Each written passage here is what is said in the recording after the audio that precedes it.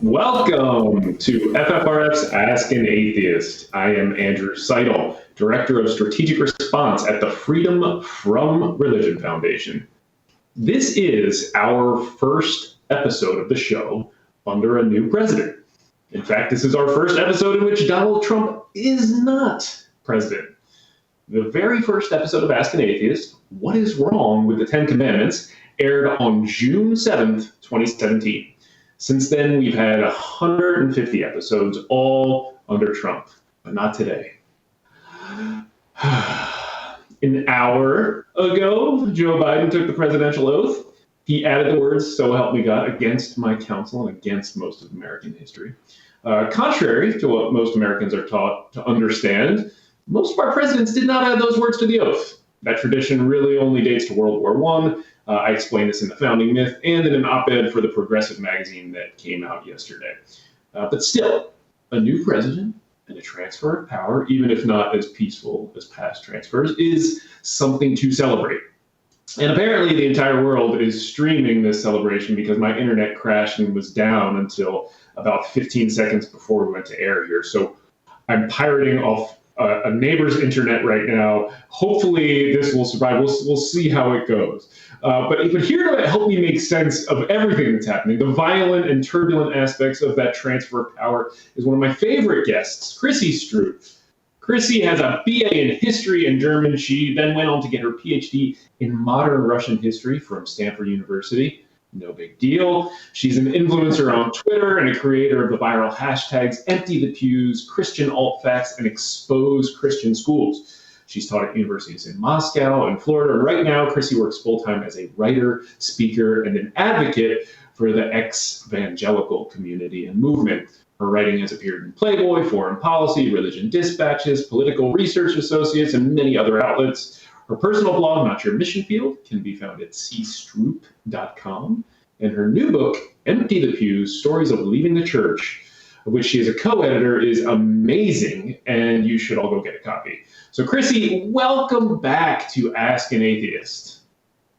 Well, thank you so much for that warm introduction, Andrew. You're very kind, and I'm always happy to join you and all the good folks at the Freedom from Religion Foundation.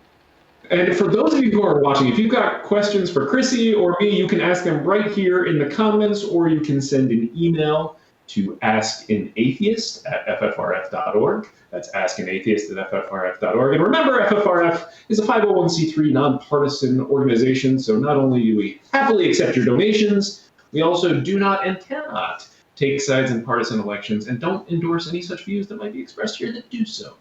So Chrissy, I mean, so much is happening, and I'm so pleased that you are here to help me make sense of it. We've got a new president, a disgraced, impeached president, and white Christian nationalism is still rampaging. So we've just got a ton to talk about. But I want to start with the big one, the attack on the Capitol.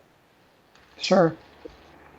I mean, as we learn more and more about this attack, I think the Christian nationalist influence and affiliation of the insurrectionists, it clarifies and it sharpens.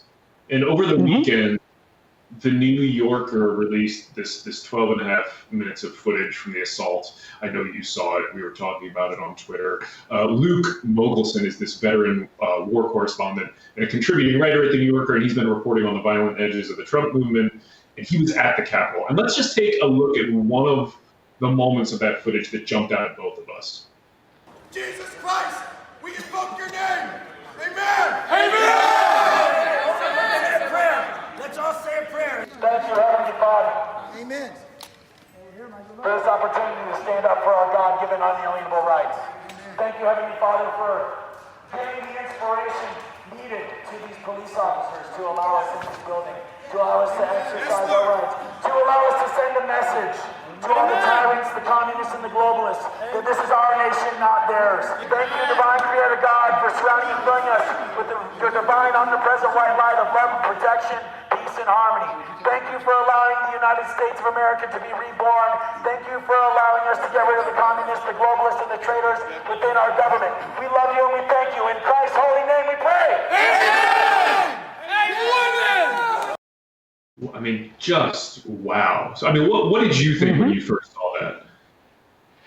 Yeah, well, I mean, there's a whole lot going on there. There's a lot of evangelical rhetoric that is very recognizable from my childhood. There's also a lot of rhetoric that is, somewhat new, but now very common among white evangelicals. Like, this whole globalism thing. Sure, there were some George Soros conspiracies going around in some conservative Christian circles in the 90s, but I think not nearly to the extent that they are now. And so to hear him say, we're getting rid of the globalists in our government, that makes it very much of the present moment. But yeah, this is certainly what the culture warring evangelical subculture that I grew up in has become. I mean, look at all those folks taking off their hats, raising their hands as if they're in a worship service. Some of them with more, sort of movement or enthusiasm than others. Look like they're probably from more Pentecostal or charismatic type churches. But, even in the sort of non-denominational-ish churches that I attended, a lot of people would raise their hands when you're singing in worship. Oh, also that whole thing about the God inspiring the police officers to let them in is very interesting. It reminds me of the Cold War rhetoric that would go around with stories of people smuggling Bibles behind the Iron Curtain, and would God close the eyes of the border guards or customs officials, or would he, make sure that they get a friendly one? So this is sort of the same kind of... One of the reasons that we got "In God We Trust" on our paper money was they wanted to sneak God behind the Iron Curtain on our currency. That was one of the reasons that one of the representatives said to justify that. I mean, but Chrissy, you're right. I mean, one of the things that jumped out at me when I was seeing that was how comfortable these people were when they were doing this prayer. I mean, both in the chamber that they were trespassing, and I mean, to put it mildly, and with the prayer. I mean, clearly, the guy, I'm not going to use his ridiculous moniker, he's clearly said these prayers before, right? Clearly, these people have participated in these prayers. I mean, that was the culture you grew up in. That's what I mean. Did that look like one of your church services, basically?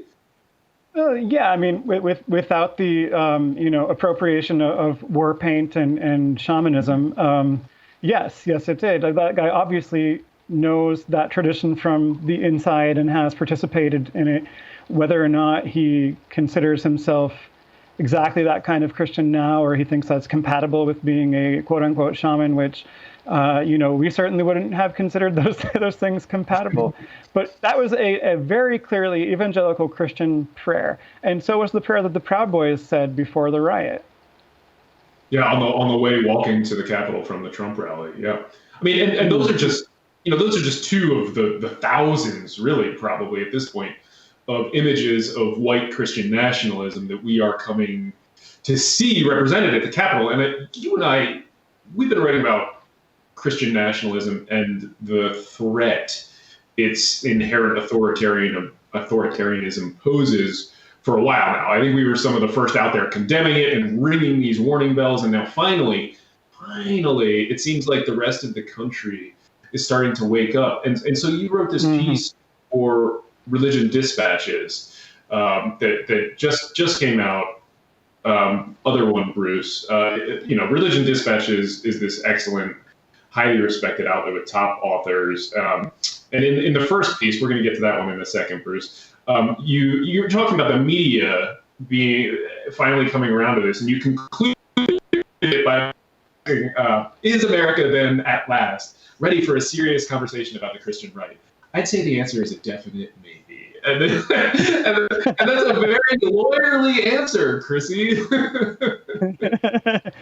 I mean, yeah, I've been encouraged to see some people who in the past have been very much guilty of whitewashing evangelical extremism finally really taking it somewhat seriously, including in the New York Times, where journalists are actually using direct statements now, like the conspiracy theories that these people believe are false. Well, they don't say these people, but I'm paraphrasing, but they actually call them false. They explicitly call them false, and that's really something. Since the New York Times is, perhaps Exhibit A for American both sidesism, and maybe has been since the early 20th century. I mean, we've all seen the coverage of Hitler from the 1920s, right? And well, he's probably not really an anti-Semite. He's just using that for political gain, which is perfectly fine, apparently, according to the New York Times in 1920, whatever. But yeah, so we're starting to see people really face the problem that, this is a part of Christianity and of American Christianity. The Christian part has content. It matters that folks like the insurrectionists understand themselves as doing God's work. You're starting to see more journalists willing to really look at that, also in NPR a little bit. So, I mean, it's hugely important. And I mean, I don't think this is the point we continue to make. You can't really separate that theology and those religious beliefs from what they're doing. If you believe that God is telling you to do this, then you have a divine right, you have a divine license, you have a sanction to go attack the Capitol and stop the count.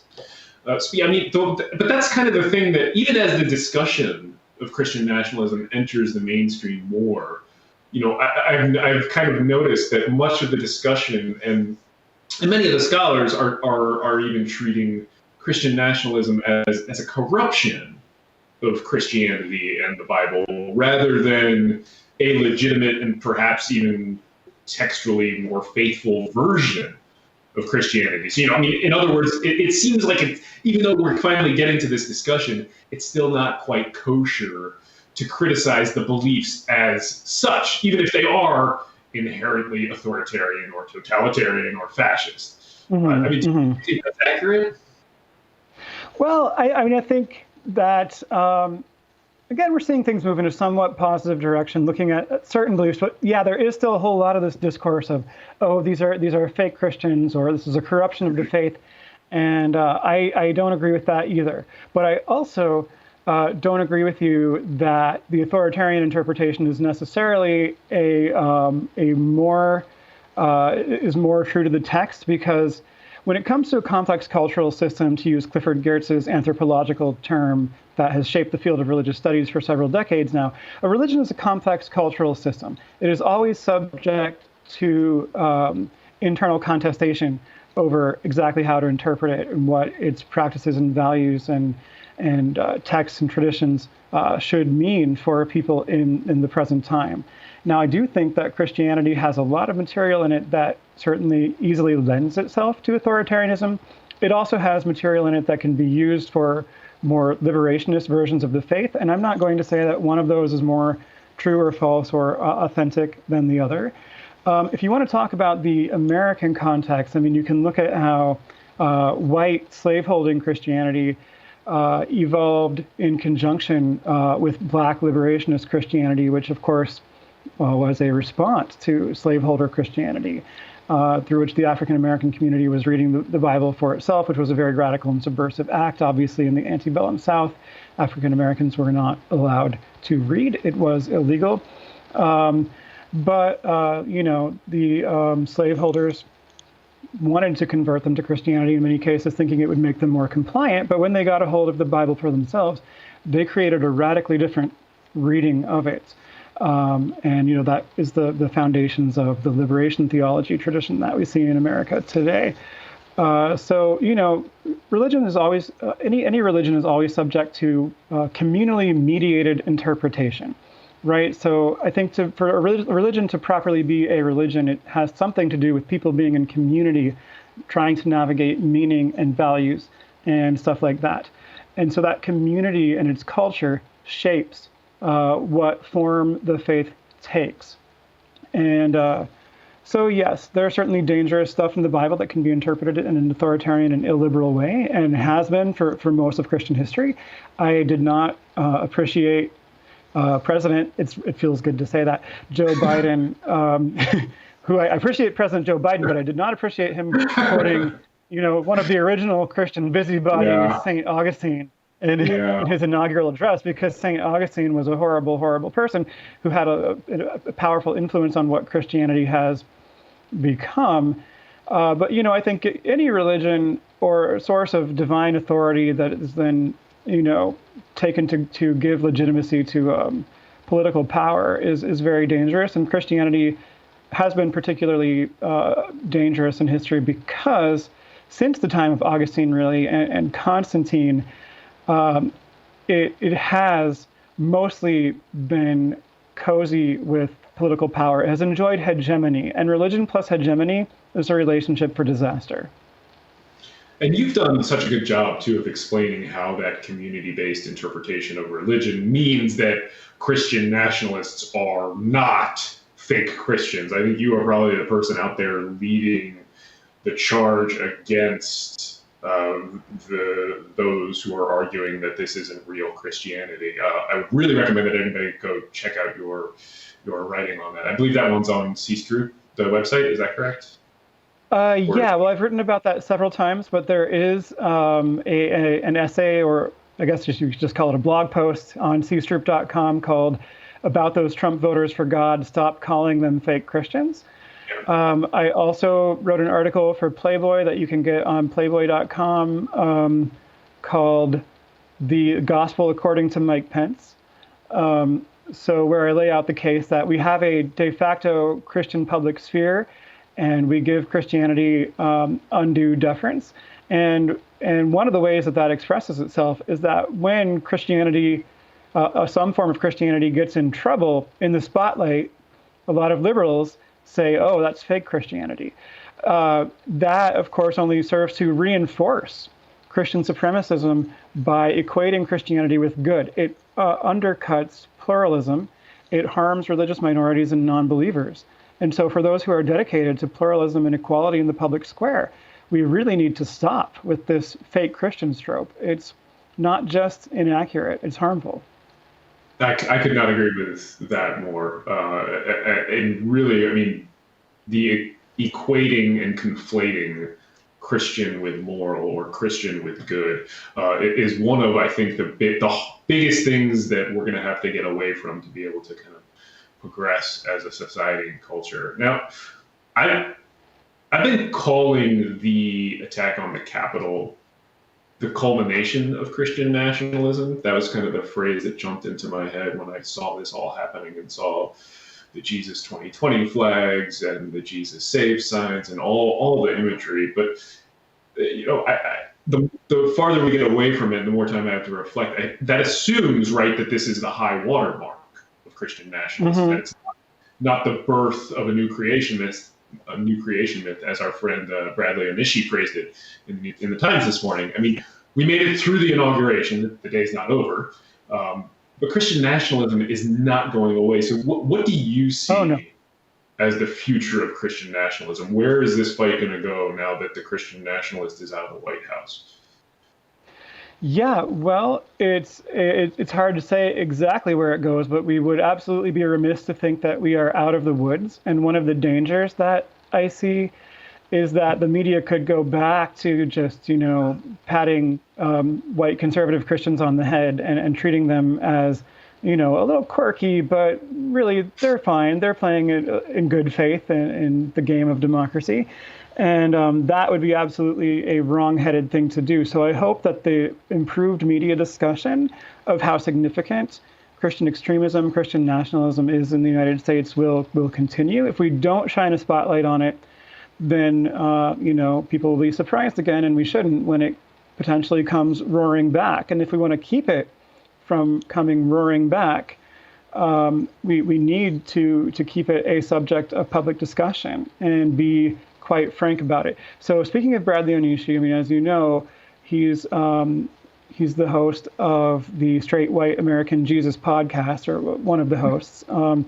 And he had a brilliant historian and scholar of Nazism, Richard Steigmann-Gall, who his whole book is about the significance of Christianity among the Nazis and in the Third Reich.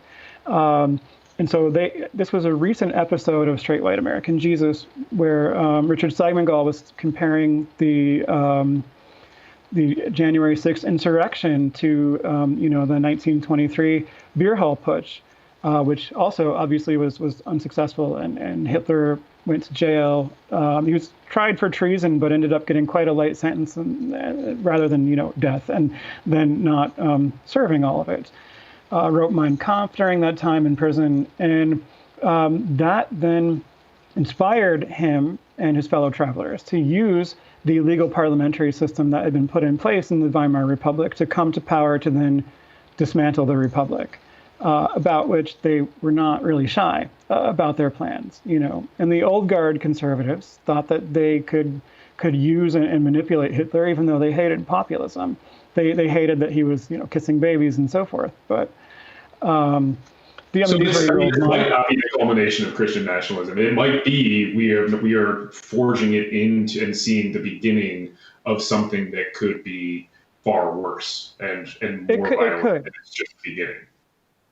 It could, and I don't want to be. I mean, well, I pretty much am a professional pessimist, but someone needs to be.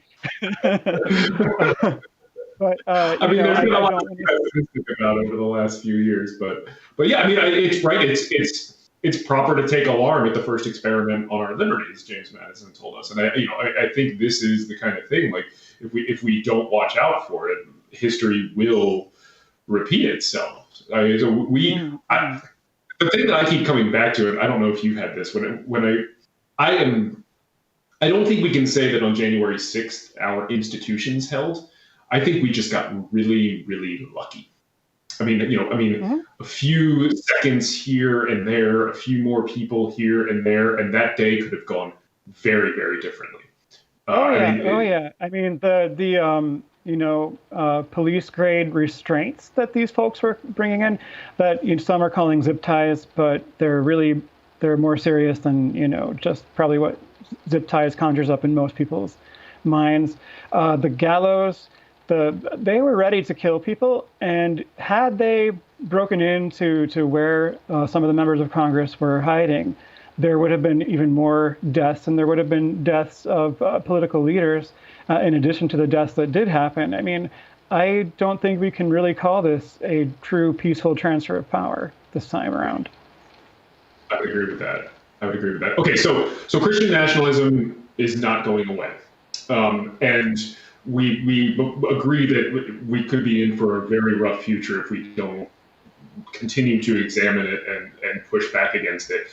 But Christian nationalism was created and birthed and fostered and indoctrinated in this sort of vast machinery that includes homeschooling and Christian schools and churches. And this is what you wrote about in your other awesome piece for Religion Dispatches. Where were they radicalized? No answer is complete without addressing evangelical churches and schooling. And I mean, you're particularly well placed to write this because you grew up in this, you kind of escaped this. So I mean, well, just give us the summary of the article and how we can maybe push back against it by looking at this machinery and maybe throwing a wrench in it somewhere. Sure. Well, this where were they radicalized question was being raised by prominent pundits and commentators on Twitter, and people were pointing to Fox News and so forth. And it's like, yes, but long before Fox, the Christian right was doing alternative facts in its own sort of parallel information ecosystem, which indeed I grew up in.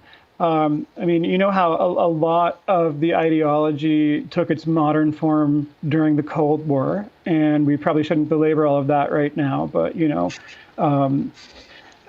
its more modern form starts in the 1970s with people like Paul Weyrich, who's, been a conservative political actor behind the scenes already, getting together with people like Jerry Falwell Sr.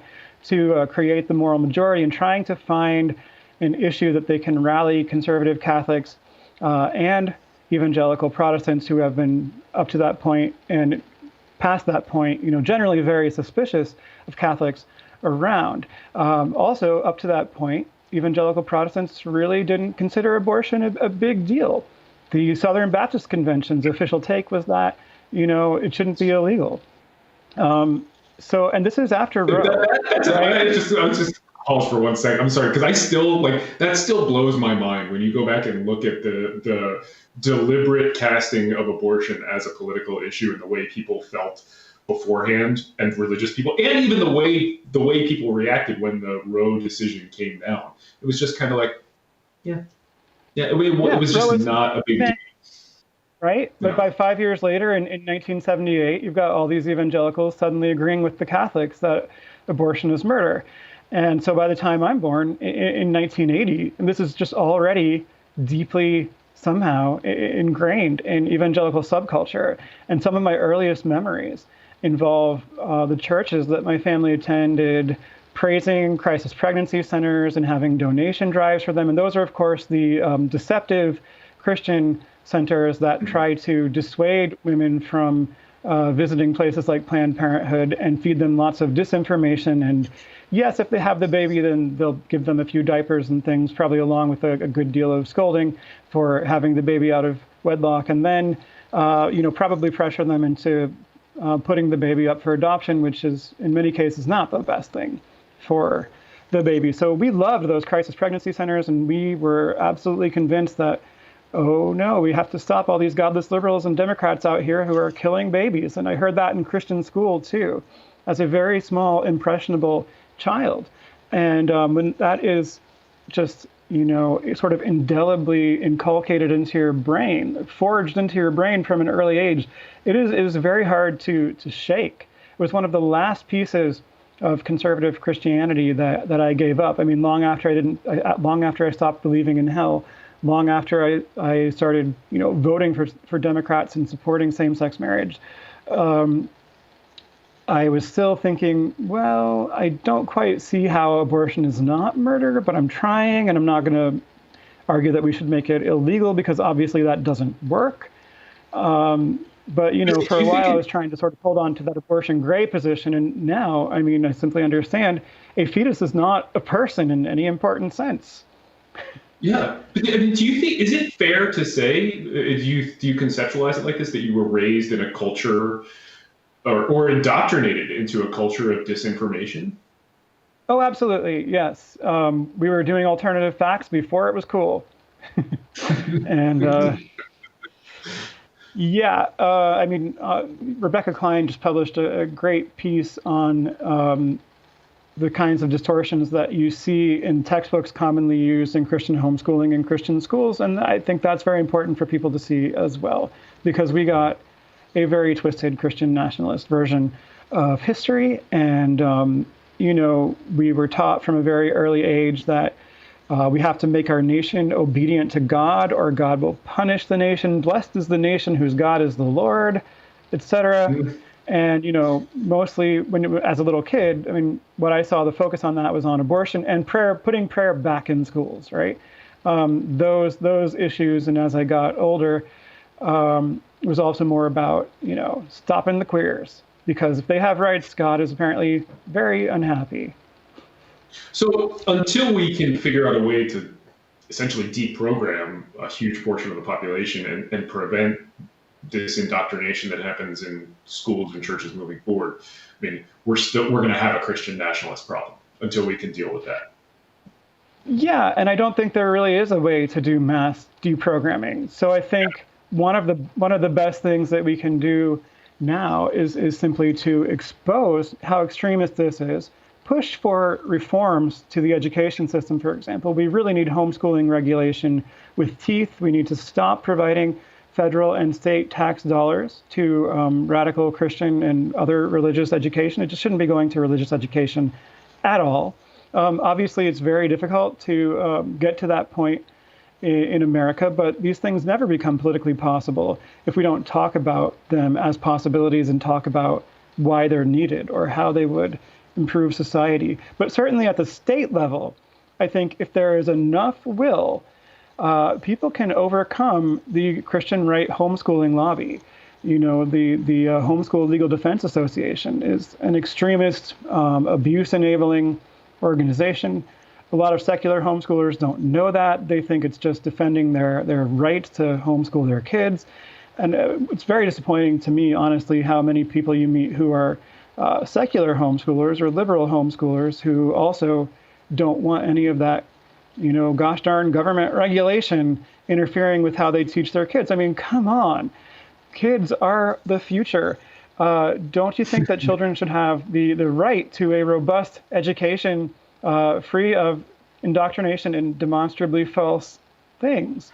But children And of have. course, I mean, I don't have to tell you, so go ahead. being a constitutional lawyer and all this, but there is no federal right to education for children in the United States. And I mean, that was the case, as far as I'm aware, certainly before the, I'm forgetting what was the 1972 or 73 decision about the Amish that allowed them to only school their children up through 8th grade.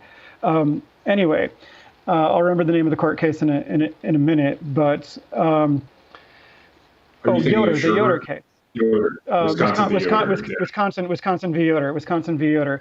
Yeah, but afterward, I mean, even more so. And America being the only United Nations member state that has refused to sign on to the UN Convention on the Rights of the Child, this is a problem. But given how clunky and messed up American federalism is in many ways, I mean, you might disagree with me about that, but I think it's kind of a problem. A lot of education reform is going to have to be fought at the state level. The HSLDA is a very powerful lobby, but if more people recognize what it's doing and don't let it simply fly under the radar, then maybe we can start to push back on the deregulation of homeschooling to the point where it's hardly regulated at all, not with any teeth or enforcement mechanisms in most states.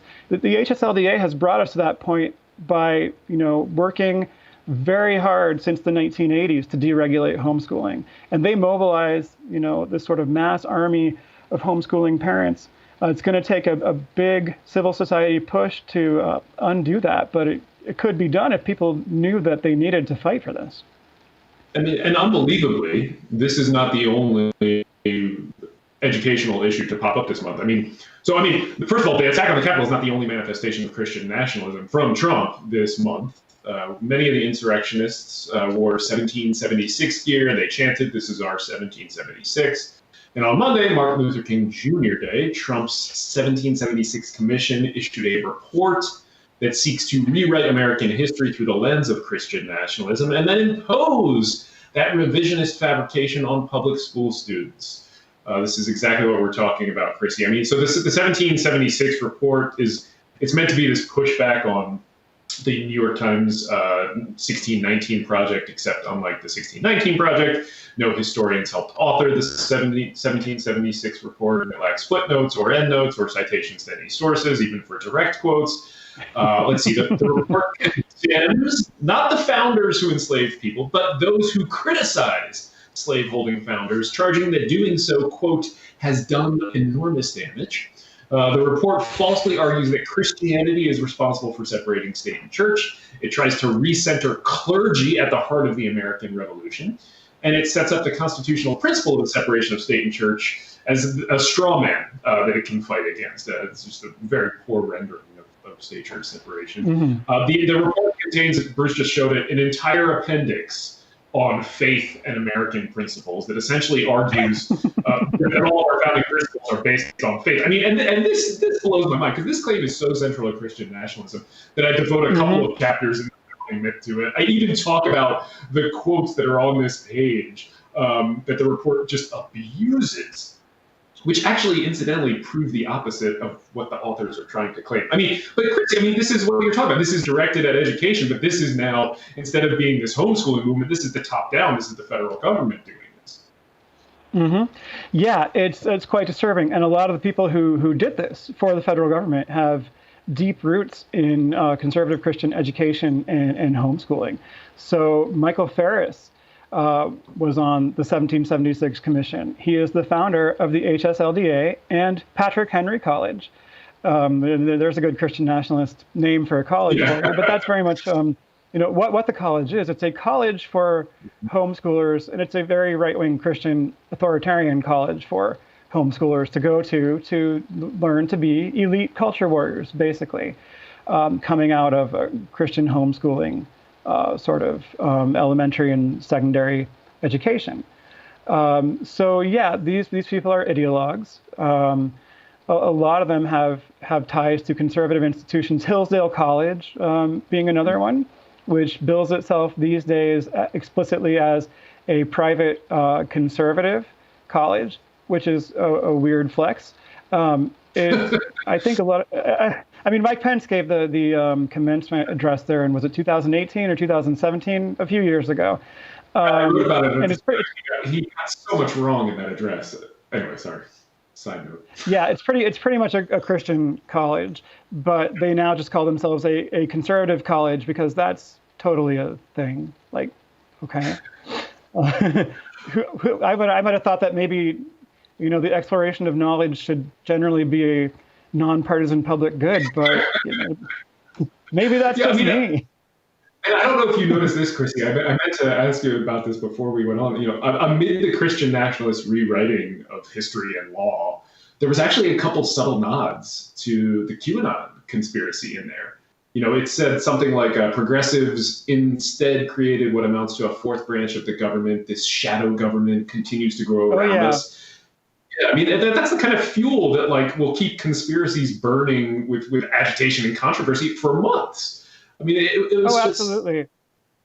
I mean, I was talking to several people who know the Christian right very well yesterday, and who in most cases also lived as it for some part of their lives. And we were all saying, the 1776 report is basically a rehash of Christian schooling and Christian homeschooling curricula and how they teach history.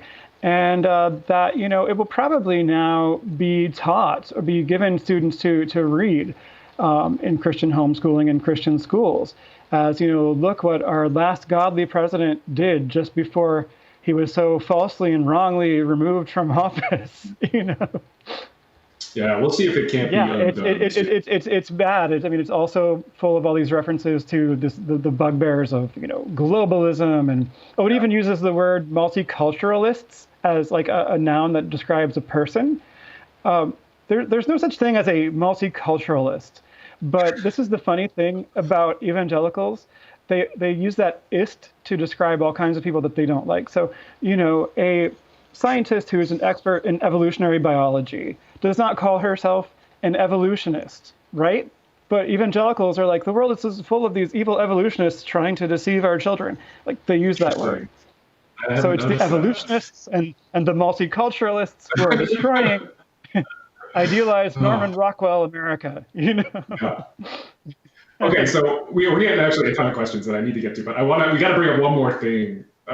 Because the 1776 project is pushing back against the 1690 project, but Trump on MLK Day also wanted to push back against the removal of statues to racist traitors. So he proposed this garden of American heroes, which is nearly 250 people, to be memorialized in a garden of statues.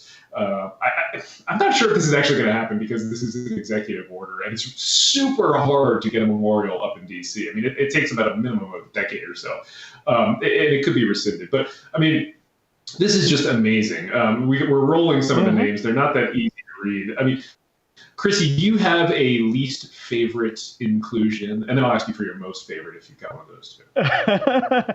I mean, I think that a lot of the people who I do admire as real American heroes on this list would probably object to being on the same list with people like Barry Goldwater, or Daniel Boone or Andrew Jackson. So I don't know. I mean, it's just a weird list. Obviously, Trump doesn't know who most of these people are. I mean, Hannah Arendt is doing an amazing job, as more and more people are saying. Am I right? But he has no idea who most of these people are. I'm quite sure. This is somebody's attempt to make his suggestion, which he actually made back on July 4th at that speech that he gave very obviously intentionally provocatively at Mount Rushmore. He had this idea for this sculpture garden of American heroes, and I don't think he had Hannah Arendt in mind, or that he still has any idea who she is. But well, I want to highlight three because there was a lot of names that jumped out to me. There was like a lot that I hated. Like I was reading it and I'm like cross out that man, but cross out that. Was there anybody who you were really just like, oh, come on? I mean, I don't know. There's a lot of people I don't like on there because they're like major sort of colonialists. Oh, Christopher Columbus, I guess, was the one where I was just the most like, come on, because he's not even American. There was no America. Like, what? What? Didn't technically set foot on America. I mean, yeah, so, okay, I have one similar to that. Junipero Serra, this Catholic missionary who just rampaged around California, Baja California, just killing and subjugating and proselytizing indigenous Americans in the name of God. There's actually, if you read that list, there's like a lot of saints on that list. Billy Graham. Yeah. And you know, I spent a lot of time in Silicon Valley and California, and there's so many things still named after Junipero Serra in like very liberal parts of the country. It's weird. Yeah, that is another name that did kind of leap out. So yeah, I think the list is someone's attempt to take that idea that he had and make it palatable by adding a lot of diversity. Yeah. Yeah, just somebody for everybody to enjoy so that nobody will complain, not realizing that we're going to complain about the people that shouldn't be on there anyway. Right. Like Billy Graham, I don't want Billy Graham on there. He's just the worst. Oh, no. And I don't want Antonin Scalia on there. I think Antonin Scalia is a mediocre jurist. He's a devout Catholic who believed in the literal devil, and he used his power to destroy the separation of state and church. I mean, writing these deliberately caustic opinions in an effort to get attention to the end of judicial activism that he labeled originalism. It's really just tainted most of American law. So, I mean, like, okay, I'll get down on my soapbox now. Do you have somebody that you like to appreciate? I totally agree with you about Scalia. He is not an American hero in my book. I mean, he's one of the people who, most fundamentally has undermined and destroyed the better parts of the American legacy over the last several decades. So yeah, don't want to heap praise on Scalia, but Trump, I'm sure, suggested a handful of these people that he likes because they were horrible racist nationalists like him, and then his aide said, okay, we have to add some black people, and that's how we got this list. Yeah. I mean, I will say that there are quite a few people on there that I admire. I mean, Frederick Douglass is on there. Fantastic. Obviously. And I actually, Ansel Adams is number one on the list, just alphabetically. I mean, it's nice to see artists get some respect. He was actually a big influence on me back when I wanted to be a nature photographer, before law school.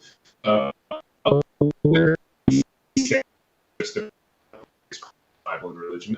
One thing that jumped out at me too, I'm sure a lot of people would like to remove names and add names, but there's no Thomas Paine on that list. And Thomas Paine is just one of the most progressive figures in all of American history, and one of the most influential during the War for Independence. And there's no monument to Thomas Paine or statue of Thomas Paine anywhere in Washington, D.C. There's two tiny portraits in the portrait gallery, and that is it. But anyway, anything left to add on the statues? Because we've got questions are rolling in here. I guess I'm good. Yeah. Okay. As going back to the abortion conversation, how do we return abortion to the realm of common sense rather than as a false religious wedge? If you can figure out how to do that, you should win a Nobel Prize. I mean, you're not gonna. It's not going to happen for your typical Christian nationalist. What I'm really trying to say is we need to expose them and try to shift the national conversation away from taking their talking points seriously and reform education, and then maybe we get somewhere over time, because there is no magic bullet to just make people make sense. Yes, I mean, I will add a scary thought to that, and maybe you want to. So I am pessimistic about the state reproductive rights with the Supreme Court that we have. I think Roe is going to be overturned. I think Amy Coney Barrett was put on the court to overturn Roe versus Wade, to write the opinion that does that. If that happens, Chrissy, do you have a sense of what that would do for abortion as a unifying sort of rallying call for the Christian nationalists?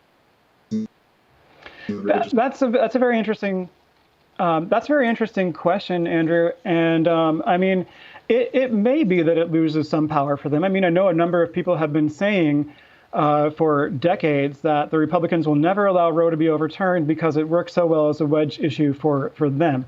I've always found that sort of too rosy a reading of events. Very unfortunately, we're probably going to get to see how it actually pans out. But given that then, regulation of abortion would go back to the states, there could still be a lot of, fierce partisan battles around it at the state level, which may sort of keep it alive as a wedge issue. But I do think they probably need to find other things, and yet, I think they will. And there's always, there's always bathroom fears and LGBTQ hate to fall back on. Yeah, very, very true. So we have a couple questions about the full list of people in those Sculpture Garden. I'm just going to say, if you go find FFR's press release on this and on the 1776 project, it links to the executive orders. You can see them there. Chrissy, this one was a good question, and I don't know if you actually addressed this with data in your piece, but if your piece certainly answers the question broadly. Sydney Kathleen asks, is there a direct correlation between the rise of Christian homeschoolers and the rise of Christian nationalism? I would certainly say so, because both of those things have become increasingly powerful forces since the 1980s, when the HSLDA began successfully undermining homeschooling regulation. So, yeah, I mean, the two things go in tandem with one another. The Christian school movement, of course, starts in the 1960s with segregation academies or other schools that were not officially segregation academies, but providing generally the same kind of, very white and whitewashed version of American history. And homeschooling starts to come along, but it's kind of still a radical practice in the 70s, and it's in the 80s when they really start standing up for it as a right. It's also in the 80s when the Christian right really crystallizes as a key constituency of the Republican Party. I mean, right at the beginning with the election of Ronald Reagan, and abortion is, the big issue then. But homeschooling is also something that conservative Christians are lobbying for, the deregulation of it. From that time, that's a part of the story that we don't tend to talk about, and I think we should. Yeah, I agree. I mean, I think so few people forget that vouchers and then now the new iteration school choice really grew out of the attempts to integrate public schools. I mean, they're an attempt to save segregated schools. So getting a couple more questions. I'd love to get your take on this one, Chrissy. With such dangerous examples of white Christian nationalism, just this month and over the past few years, why wasn't more thought given to the Christians of the inaugural event? Oh, sorry, Andrew, you broke up a little bit there. What was the question again? Essentially, given the white Christian nationalism we've seen, why wasn't more thought given to the Christian and religious elements of Biden's inauguration today, I think is the question. Yeah, well, I think there's a couple of ways that question could be met. But if it means, why didn't Biden address that and maybe tone down his own God talk? I mean, it's because he's Joe Biden, and also because the Democrats are generally, certainly those with national visibility, try still to be very, very careful about appeasing Christians. I think it's conservative Christians, let me say. There's a lot of Christians in the Democratic Party, obviously, but there's also a whole lot of atheist agnostics and religious nuns. And we're starting to get some attention, but I think we're going to have to push hard to really get a seat at the table in the Biden administration, where he's pursuing a lot of the right policies. I mean, I'm very cheered by the numerous executive orders he's already signing today to undo some of the worst aspects of, Trump's term, and many of those aspects having been pushed for by Christian nationalists. But Biden is a very devout Catholic. He's kind of stuck on this whole unity thing. And to be honest, no justice, no peace, right? We can't really have unity without accountability. And I mean, I think we've had to learn that lesson again and again since the original Reconstruction, when we just go easy on terrible white people. And what do you know? They keep being terrible and making things terrible. So, you know, I don't really like Biden's God talk or his calls for unity that don't include addressing accountability in a serious way. But, you know, I also think he's already doing a lot of good things. And hopefully we can continue to get more recognition for the non-religious vote, particularly in the Democratic Party, since it's the only party that actually cares about the. I know you can't be partisan, Andrew, but I can, as just an individual. Yeah.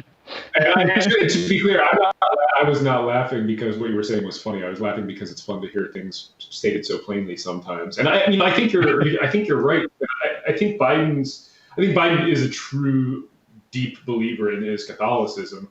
I think the mistake that he makes with the God and the religion and the inauguration is thinking that is a unifying force.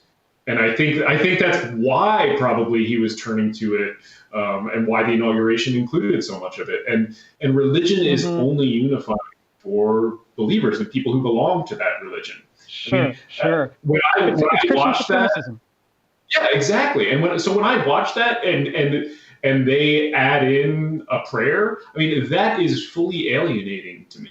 And more and more, I think you're right. We have to clamor for our seat at the table, and I think that's happening. I think it's happening more and more. And the demographic numbers are moving in our favor. I don't know that this kind of trend can continue. And we have one more question from Louise Danielson, and then we're gonna do a little tiny fun segment at the end here and move on. So Chrissy, isn't there a certain level of quality parents need to reach when homeschooling their kids? The law doesn't regulate the basic curriculum or the quality of material.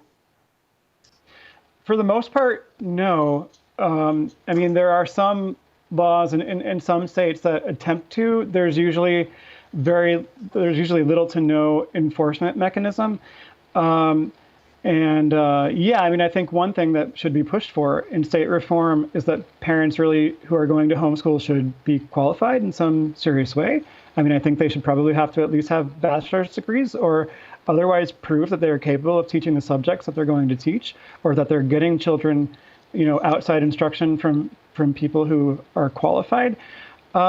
I don't have just at my fingertips, you know, memorized the whole gamut of regulations that exist in different states, because it is a very motley federalist patchwork of regulations. But even in the states with the best regulations, I think that there's still much more that could be done, and enforcement needs to be stepped up.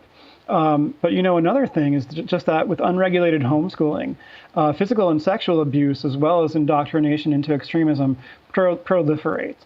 And I think that the kinds of regulations that we should be pushing for on homeschooling should include, you know, making sure there's no medical neglect. So children who are being homeschooled should see a doctor probably twice a year at least, and you know, make sure someone is checking that.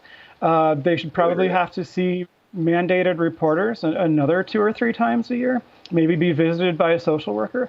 Obviously, the Christian right would absolutely hate these recommendations because their ideology is intensely patriarchal and basically teaches that parents, and fathers in particular, have the right to do anything to their kids that they want, and that corporal punishment is prescribed by God. But, you know, if you want to curtail abuses, that's going to be necessary as well as trying to make sure that the education meets some level of standards. Great points. Spare the rod, spoil the child. Now, before we go, and Chrissy, please stay with us for this special segment. We have the hypocrite of the week. The hypocrite of the week is none other than Tennessee hate preacher Greg Locke. Anti-masker Trump preacher, evangelical creationist Christian. Yesterday, Greg tweeted out this: "The same people celebrating cancel culture will eventually be canceled by the culture. Tuesday thoughts, cancel culture are the hashtags there." That's That's pretty rich coming from Greg, the guy who filmed himself literally burning my book, The Founding Myth, with a blowtorch. And so your book is a bad idea. It's not factual. And in fact, it's nonsense. So, yeah. I love the clock time. Very ominous touch there. Yeah. Yeah. So, I mean, here's to your hypocrisy, Greg. For those of you who were asking in the questions about the mug, you can get this in the FFRF store. It's a handmade mug, Unabashed Atheist. That is our show for the week. That's Ask an Atheist for this week. Chrissy, thank you so much for joining us and breaking all of that down. That was a jam-packed show. Please go pick up a copy of her book, Empty the Fuse. Check out her writings on this attack and on Christian homeschooling. And if you want more information about the Freedom from Religion Foundation, check out our website, ffrf.org. We will be back next Wednesday at noon Central with another episode of FFRF's Ask an Atheist.